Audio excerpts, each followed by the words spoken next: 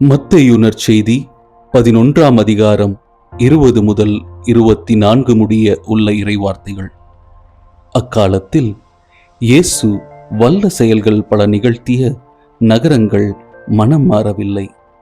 எனவே அவர் அவற்றை கண்டிக்கத் தொடங்கினார்.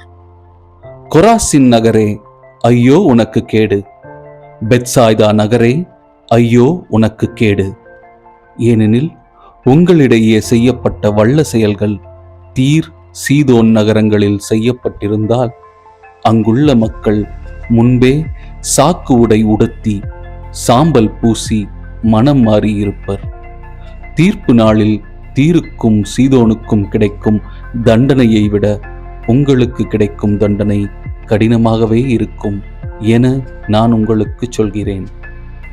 கப்பர்நகூமே, நீ வானலாவ உயர்த்தப்படுவாயோ? இல்லை, பாதாளம் வரை தாழ்த்தப்படுவாய்.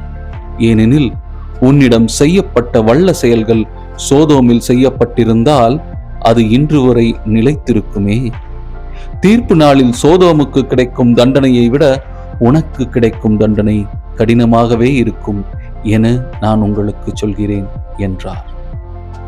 ஆண்டவரின் வல்ல செயல்களைக் கண்டு மனம் மாறாதவர்களை அவர் கண்டிக்கின்றார்.